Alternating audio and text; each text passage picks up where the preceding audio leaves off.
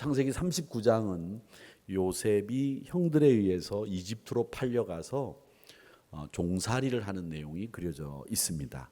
그런데 요셉이 가는 곳마다 종살이를 하고 있음에도 옥에 갇힘에도 하나님이 복을 내리셔서 그 집을 복받게 하시고 심지어 옥에 있는데도 범사에 형통함을 주셨다. 이렇게 얘기하고 있습니다. 사람을 강제로 가두고 자유를 박탈하는 일은 이 박탈당하는 사람에게는 굉장히 힘들고 어려운 일일 겁니다. 그런 가운데서도 요셉은 형통하고 복을 받았다. 이렇게 얘기를 합니다. 근데 저는 이 성경 말씀을 가지고 설교를 준비하면서 성경을 자세히 봤습니다. 그랬는데 저희들이 항상 얘기하듯이 하나님과 동행하십시오. 임마누엘 하십시오. 제가 그렇게 임마누엘의 축복을 강조하고 있는데 여러분 이 임마누엘의 축복을 정확히 알고 계셔야 되는 것 있습니다. 그게 뭐냐면 우리가 하나님과 함께하는 게 아니라 요셉이 하나님과 함께 하셨듯이 하나님이 여러분과 함께 하시는 줄 믿습니다. 성경은 계속해서 하나님이 우리와 함께 하셨다 이렇게 기록해 두고 있습니다. 요셉이 하나님과 동행하기 위해서 열심히 예배드리고 기도하고 기회 있는 대로 찬송도 부르고 하나님과 동행하려고 노력한 게 아니라 하나님이 요셉과 동행해 주셨고 하나님이 가는 곳마다 요셉에게 복을 주셨다라고 하는 점입니다. 왜 이렇게 하나님이 요셉과 함께 계셨을까? 성경을 보시면 우리가 하나님과 함께한 게 아니라 하나님이 우리와 함께했다고 하는 이 사실에 대해서 우리가 선명하게 생각해 보아야 될 몇 가지 문제점이 있습니다. 그리고 우리가 그렇게 되는 데는 무슨 이유가 있을까라는 것을 보게 되는데 성경 빌립보서 4장 9절에도 보면 바울이 빌립보 교인들에게 이렇게 이야기했습니다. 너희는 내게 배우고 받고 듣고 본 바를 행하라. 그리하면 평강의 하나님이 너희와 함께 계시리라. 평강의 하나님이 너희와 함께입니다. 우리가 하나님과 함께가 아니라는 거죠. 그리고 유명한 이스라엘의 왕 중의 왕인 이 다윗이 하나님이 어떻게 이야기를 했는가 하면 사무엘상 18장 12절 말씀에 보면 여호와께서 사울을 떠나 다윗과 함께 계심으로 사울이 그를 두려워한지라. 하나님이 다윗과 함께 하셔서 사울이 그걸 두려워했다고 이야기하고 있습니다. 모두가 여호와가 우리 인간과 함께 하셨다고 되어 있고 우리가 하나님과 동행한 것이 아니라 마태복음 1장 22절 말씀 여러분 잘 아시는 말씀이죠. 보라 처녀가 잉태하여 아들을 낳을 것이요 그의 이름은 임마누엘이라 하리라 하셨으니 이를 번역한즉 하나님이 우리와 함께 계시다 함이라. 하나님이 우리와 함께 계시다는 거예요. 이걸 우리는 어떻게 이해해야 되느냐? 저는 여기 두 가지 원인이 있다고 생각을 합니다. 하나는 하나님께 그 원인이 있다고 생각하는데 그 원인은 다름 아닌 하나님의 은혜인 줄 믿습니다. 요셉을 사랑하고 복을 많이 부어주신 것은 하나님의 은혜입니다. 요셉이 간절히 하나님을 만난 것도 있겠지만 하나님이 요셉을 찾아오신 거죠. 우리도 마찬가지입니다. 우리가 무슨 자격이 있고 하나님의 사랑을 받을 만한 사람이라서 하나님이 함께 하신 것이 아니라 그냥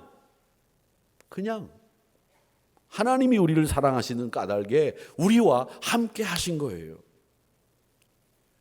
이렇게 요셉과 하나님이 함께 하신 것은 전적으로 그 첫 번째 원인은 하나님의 은혜. 두 번째 원인은 요셉에게서 찾아볼 수 있는데 하나님이 함께 하셨던 것은 하나님의 은혜이지만 요셉이 하나님과 함께 하는 것 때문에 항상 정결함을 유지할 수 있었던 것이 두 번째 이유입니다. 자신에게 찾아온 하나님을 기쁘시게 해드리기 위해서 정결함을 추구했습니다. 요셉이 이집트로 내려간 거 스스로 간 것입니까? 아닙니다. 자유로운 상태에서 여행을 간 것도 아닙니다. 형들에 의해서 팔려갔습니다. 노예 신분이 됐습니다. 기분이 좋았겠습니까? 즐겁게 이집트 생활을 할 수 있었겠습니까? 형들이 아마 죽이고 싶을 만큼 미웠을 것 같아요. 억울하고 섭섭해서 이제는 누구도 믿을 수 없는, 요즘 말하자면 심리적인 공황 상태에 빠졌을 겁니다. 하나님이 주신 꿈과 하나님이 주신 비전이 있는데 그것과는 정반대로 현실이 돌아가고 있는 것을 보면서 하나님의 약속이 이루어지기는 하는 건 맞아? 이런 하나님 약속에 대한 의심도 그 안에 솟구쳤을 겁니다. 근데 여러분 보세요. 요셉은 먼저는 미움에 빠지지 않았습니다. 분노에 떨지도 않았습니다. 하나님을 향해서 의심 하나 품지 않았습니다. 가나안에서 아버지 야곱에게 물려받은 신앙의 모습 그대로 여전히 믿음을 붙잡고 신앙생활을 성실하게 감당했습니다. 이걸 어떻게 할 수 있느냐?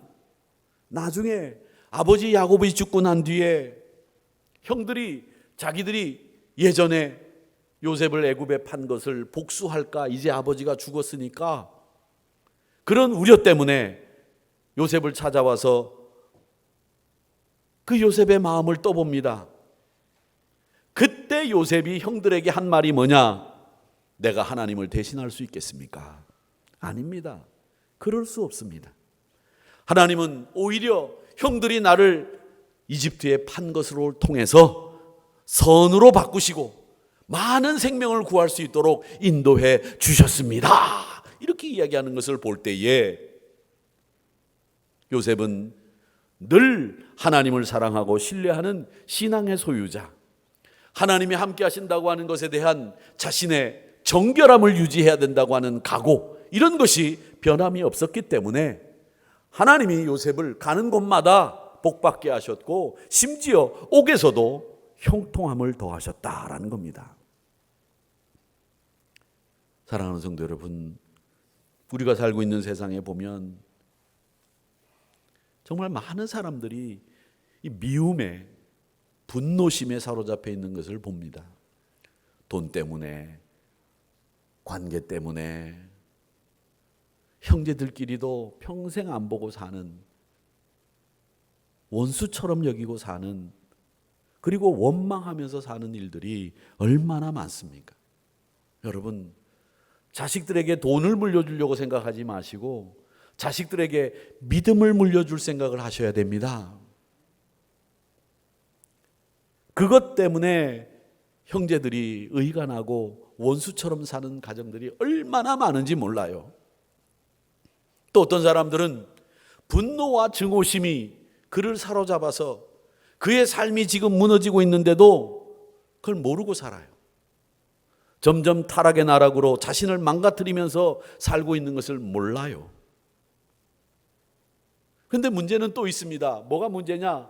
우리 주변에 온통 미워하는 사람들 뿐인데 그 가운데서 우리만 미워하지 않고 살기가 영 쉽지 않다는 거죠. 미움, 분노, 이건 우리 인간이 가지고 있는 가장 추악한 본능 중에 하나입니다. 그런데 지금 현대인들은요, 그 미움을 비판이라고 착각해요. 그 미움을 내가 정의를 실현하기 위한 것이라고 잘못 생각하고 있어요. 미움은요, 그냥 미움일 뿐이에요. 미움은 비판도 아니고 정의도 아닙니다. 미움은 그냥 나쁜 악입니다. 의견이 다르다고 미워하고, 나하고 출신이 다르다고 미워하고, 나하고 성별이 다르다고 미워하고, 국적이 다르다고 미워합니다. 미워하는 일이 얼마나 나쁜 일인지 우리 이 대한민국 사회가 점점 이 미움에 대해서 무뎌져 가고 당연히 미워하는 것을 당연하다고 생각하면서 그렇게 흘러가고 있는 것이 더 문제라는 거죠. 미움받을 용기라는 책이 있습니다. 일본 작가 고가 후미타케와 기시미 이치로라는 분이 지은 책인데요.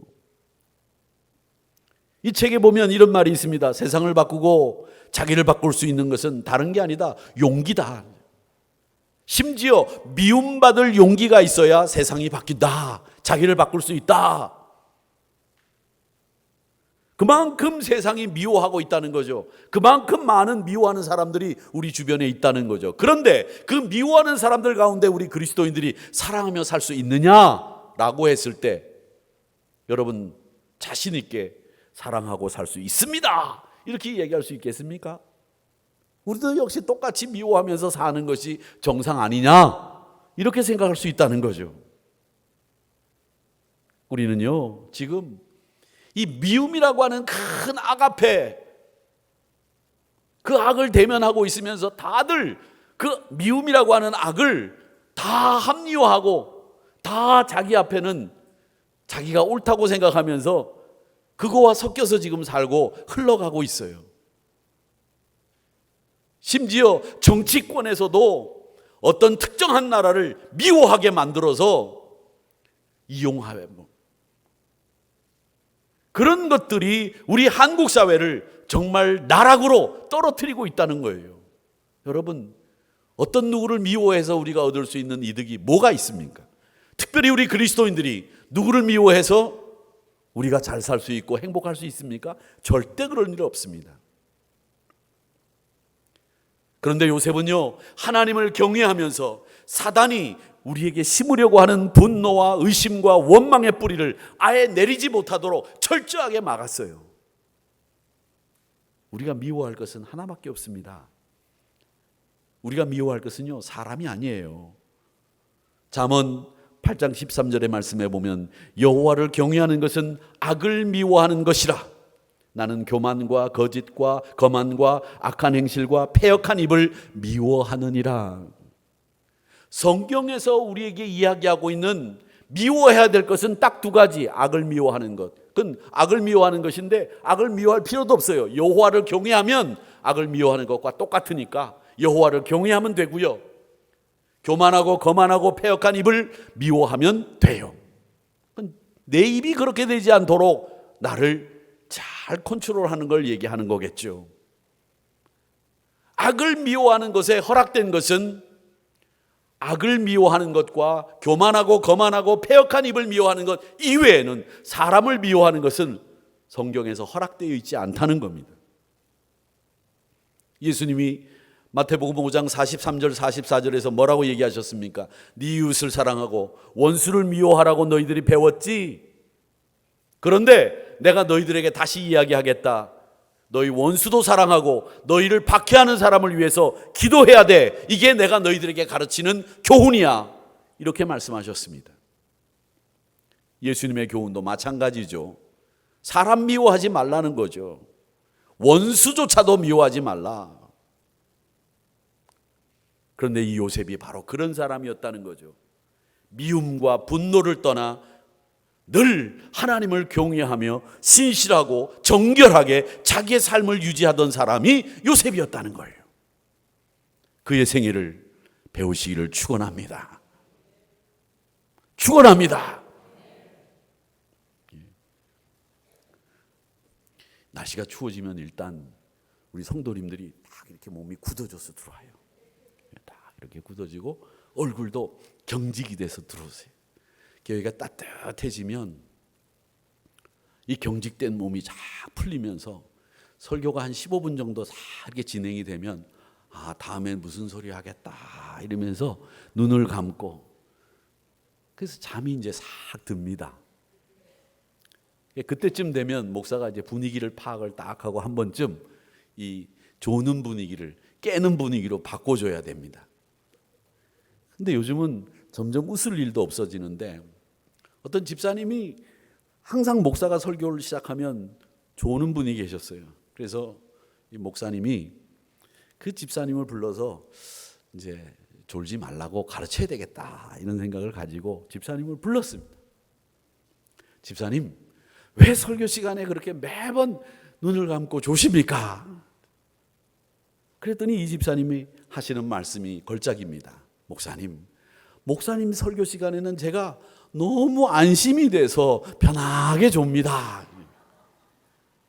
뭐가 안심이 됩니까? 그랬더니 목사님 설교는 교리적으로도 옳고 성경 해석도 정확하고 이단 주장도 가르치지 않고 좋은 말씀을 하시니까 제가 안심이 돼서 목사님 설교 시간만 되면 잠이 옵니다. 그렇게 대답을 했다는 거예요. 여러분, 좀 웃으면서 살고 좀 편안하게 살고 또 하나님의 섭리를 믿는다고 하면 미움이나 원망이나 분노에서 벗어나야 됩니다. 또 목사도 그렇죠. 뭐 졸 수도 있는 거지. 뭘 존다고 불러가지고 물어보고 그렇게 야단을 칩니까? 그렇지요? 여러분, 편안하게 조세요. 교회 오셔서 이럴 때 졸지 않으면 언제 졸아요? 우리가 세상 나가서 졸 시간이 있습니까? 솔직히 말해서 없잖아요. 여기 와서 편안하게 목사 말도 맞고 성경 말도 맞고 또 따뜻하고, 그러니까 이 경직에서 좀 풀고 편안하게 조시다가 제가 설교 끝나면 일어나라고 할 테니까 그때 일어나셔서 찬송 부르고 가시면 됩니다. 요셉의 생애가 우리에게 주는 교훈 중에 교훈이 뭡니까?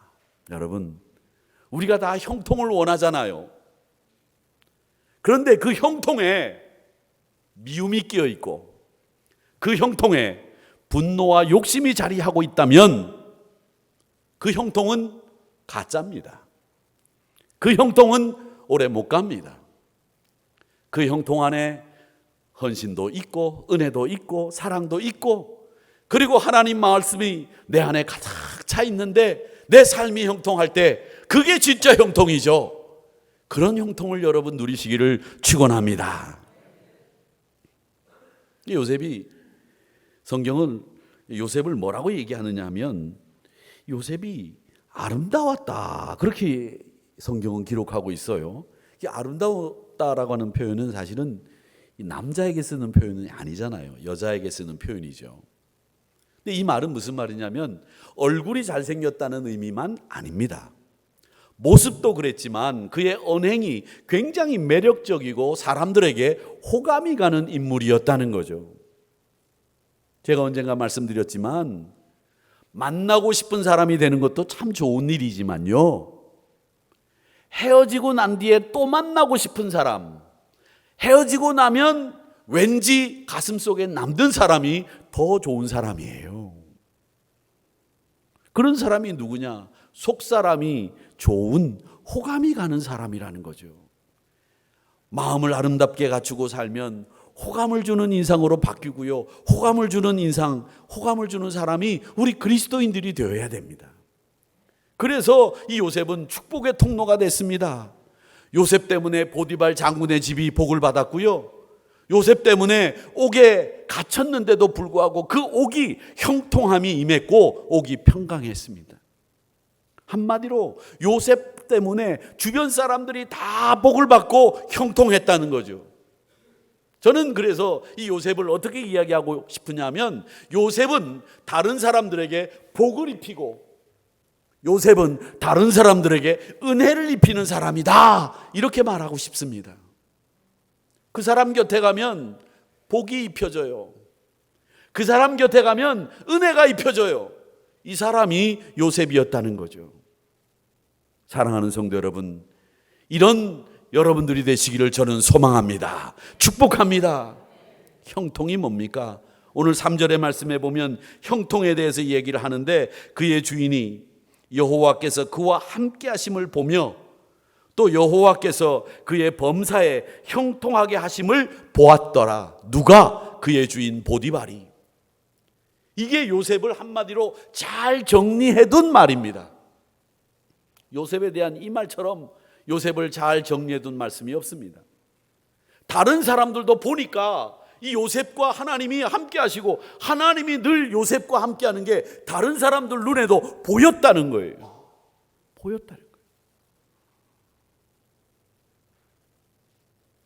그런데 그 형통이라고 하는 것이 고통이 없는 형통이냐? 아닙니다. 옥에도 가고 누명도 쓰고 종으로도 팔려가는 고통과 어려움이 있어요. 그런데도 그 가운데 형통함이, 하나님이 함께 하심이 계속 있다는 것이요. 고난 후에 영광이 임하는 거죠. 그러니까 형통은 고통이 없는 게 아니고요, 어려움이 없는 게 아니라 그 가운데에서도 하나님이 함께 하시는 것이 다른 사람 눈에도 보이는 게 그게 진짜 형통이에요. 여러분 삶의 현장에서 얼마나 인정받고 계시는지요? 우리 직분 때문에 어떤 사람에게 인정받는 것보다도, 우리의 헌신 때문에 어떤 사람에게 인정받는 것보다도 우리 삶 전체가 믿지 않는 사람이든 믿는 사람이든 볼 때 저 사람은 하나님이 함께 하시는 사람인데, 이게 느껴져야 되는 축복의 통로가 열리고 다른 사람에게 복을 입히고 다른 사람에게 은혜를 입히는 그런 사람이 될 때에 우리는 정말 인정받는 삶을 살고 있는 거다, 이렇게 말할 수 있습니다. 사랑하는 성도 여러분, 이웃을 복되게 만드시기를 축원합니다. 이웃에게 은혜를 입히시는 여러분들 되시기를 바랍니다. 그런 사람은 어떤 사람이냐? 요셉은 그런 사람이 되기 위해서 절망 가운데서도 끝났다고 생각하지 않습니다. 만약에 그가 끝났다고 생각했으면 이집트로 노예로 팔려갔을 때, 와, 내 인생 이제 끝났다, 종쳤구나, 그리고 막 살았을 거예요. 누명을 쓰고 옥에 갇혔을 때는, 야, 이제 끝났구나, 내가 소망할 일이 뭐 있겠느냐, 절망하고 원망하고 살았을 겁니다. 그렇게 인생이 끝났을 겁니다. 그런데 요셉은 안 그랬어요. 오히려 그 자리에서 더 최선을 다하고 그 자리에서 더 하나님을 잘 섬기고 그 자리에서 걸림돌에 넘어지는 게 아니라 그 걸림돌을 디딤돌로 삼아서 일어나는 사람이 요셉이었다는 거예요. 끝이라고 생각하지 않았어요. 그래서 기적이 일어나고 국무총리가 되는 거죠. 밴쿠버 동계올림픽이 끝나고 난 뒤에 어떤 회사에서 신문에 전면 광고를 실었습니다. 그때 그 밴쿠버 올림픽, 동계올림픽에서 김연아 선수만 금메달을 기대했었는데 은메달을 따고 나머지 선수들은 우리가 기대했던 것 이상으로 선전을 했어요. 그래서 그 회사에서 신문 광고를 냈는데 그 신문 광고의 그 카피 문안이 아주 이 목사들 눈에는 탁 꽂히는 말이었어요. 그게 뭐였느냐? 우리 선수들의 선전은 기적이 아니라 결실입니다 라는 표현이었어요. 그렇습니다. 아무것도 하지 않고 기적이 일어나는 게 아닙니다. 기적은 그 선수들이 땀 흘리고 또 훈련하고 또 훈련해서 맺은 결실이었지 기적이 아니었다는 거죠. 즉 하나님은 스스로 돕는 자를 돕는 분이시죠. 가만히 앉아서 그 기적이 일어난 게 아니라는 겁니다. 이 요셉의 삶이 바로 그랬어요. 요셉의 삶의 기적이 일어났던 이유는 그가 하나님을 철저히 의지하고 아버지 야곱에게서 물려받은 그 가나안에서의 신앙을 잃어버리지 않고 하나님의 은혜를 입으면서 자기의 정결함을 늘 유지하던 그 모습이 축복의 통로가 되고 다른 사람에게 복을 입히고 은혜를 입히는 사람으로 살아갈 수 있었다. 사랑하는 성도 여러분, 하나님이 여러분들과 함께 하신다는 것을 잊지 마시기 바랍니다. 요셉에게 부어주시는 하나님의 은혜가 여러분에게도 동일하게 부어주는 줄 믿습니다. 그 은혜를 사모하면서 우리에게 하나님이 허락하시는 형통함의 은혜를 늘 기대하시기 바랍니다. 그러기 위해서 여러분, 사람 미워하지 마세요. 그 미워하는 것을 합리화하지 마세요. 미워하는 건, 사람 미워하는 건 어떤 경우에도 성경은 용납하지 않습니다. 어떤 경우에도. 즉 원수라도 사랑하라는 말은 어떤 경우에도 사람 미워하면 네가 더 나쁜 놈이다, 이 말씀이에요. 예수님의 마음으로 사랑하고 사람들에게 불쾌감을 주는 말과 행동을 하는 것이 아니라 사람들에게 호감을 주는 사람들이 되시기를 바랍니다. 여러분들 통해서 많은 주변의 사람들이 축복의 통로가 열리기를 축원합니다. 그러기 위해서 끝을 끝이라고 생각하지 마시고 늘 앉은 자리에서 최선을 다하셔서 우리 삶에서 그리스도인으로 인정받고 존경받는 우리 하늘이 성도님들이 되시기를 주님의 이름으로 축복합니다.